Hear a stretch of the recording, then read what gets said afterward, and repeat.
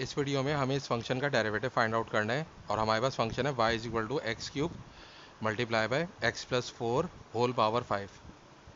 तो हम both sides को डिफरेंशिएट कर देंगे विद रिस्पेक्ट टू x, तो ये हो जाएगा dy by d x is equal to d by d x of x cube multiply by x plus 4 whole power 5। तो जब हमको डेरिवेटिव लेना होता है तो बोथ साइड्स के ऊपर हम ये D by d x apply कर देते हैं। तो y के ऊपर भी हमने जैसे अप्लाई किया तो ये d y by d x हो गया और यहाँ पे हमने simply d by d x लिख दिया। अब देखें अगर इसको हम एक्सपेंड करें यानी कि x प्लस 4 की पावर 5 है, तो इसको एक्सपेंड करें तो हमें काफ़ी ज़्यादा यानी कि काम करना पड़ेगा या बाइनोमियल थ्योरम लगा के इसको हमें एक्सपेंड करना पड़ेगा। तो हम ये नहीं करते हैं, इसको एक्सपेंड नहीं करते, बल्कि हम क्या करेंगे, हम इसके ऊपर product rule of differentiation apply कर देंगे।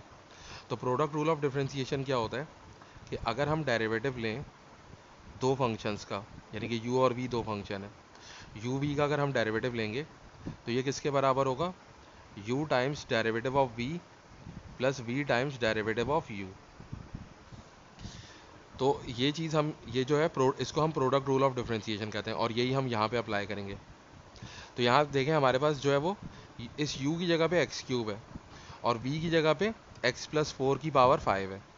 तो अब जब हम ये फार्मूला अप्लाई करेंगे तो सबसे पहले u लिखेंगे, तो u क्या है यहाँ पे एक्स क्यूब है और फिर v का डेरिवेटिव तो हम लिख देंगे D by d x of x plus 4 की पावर 5।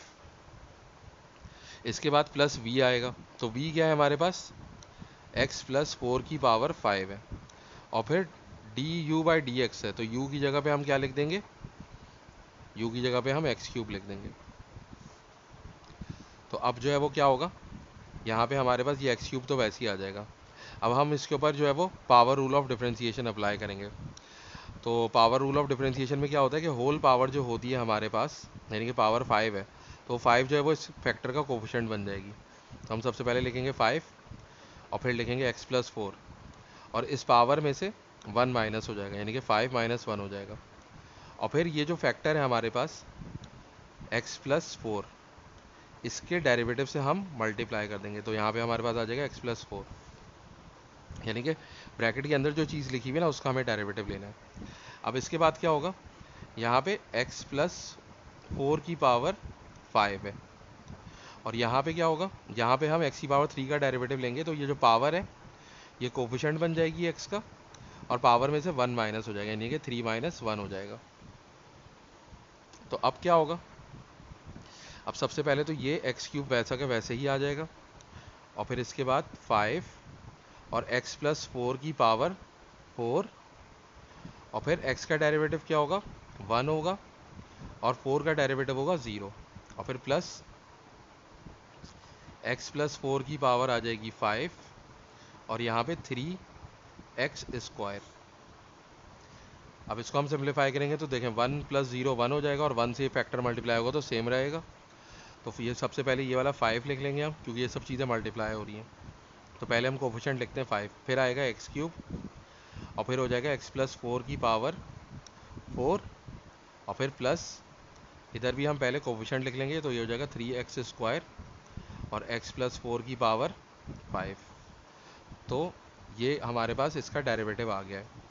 तो हम चाहें तो यहाँ पर भी रुक सकते हैं और अगर चाहें तो इसको फर्दर सिंप्लीफाई कर सकते हैं। तो अगर हम इसको फर्दर सिंप्लीफाई करेंगे तो देखें यहाँ पे जो चीज़ हमारे पास कॉमन है, जैसे एक्स स्क्वायर कॉमन है यानी कि एक्स स्क्वायर दोनों को डिवाइड कर रहा है फैक्टर को, तो एक्स स्क्वायर को हमने कॉमन ले लिया। इसी तरह एक्स प्लस 4 की पावर 4 भी हम कॉमन ले सकते हैं। तो अब हमारे पास क्या बचेगा, यहाँ पे हमारे पास बचेगा 5x और यहाँ पे बचेगा प्लस 3। अब एक्स स्क्वायर का हमने कॉमन ले लिया और x प्लस 4 की पावर 5 है और हमने x प्लस 4 की पावर 4 को कॉमन लिया है, तो एक x प्लस 4 यहाँ पे बच जाएगा ताकि ये और ये आपस में मल्टीप्लाई हो तो पावर 5 हो जाए वापस। और इसको हम थोड़ा सा और सिंप्लीफाई कर लेंगे, तो ये हो जाएगा एक्स स्क्वायर फिर x प्लस 4 की पावर 4 और ये हो जाएगा 5x प्लस, अब यहाँ ब्रैकेट ओपन कर देंगे, 3x प्लस 12। तो अब इसको हम सिंप्लीफाई करेंगे तो हमारे पास आंसर आएगा x square plus x plus 4 की पावर 4 और 8x प्लस 12।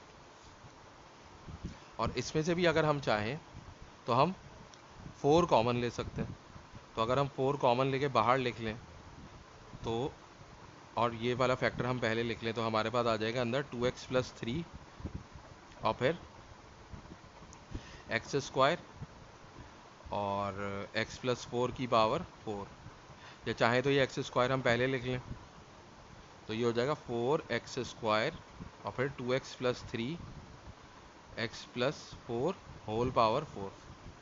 तो इस तरीके से हम प्रोडक्ट रूल ऑफ डिफरेंशिएशन को अप्लाई करते हैं किसी क्वेश्चन के ऊपर।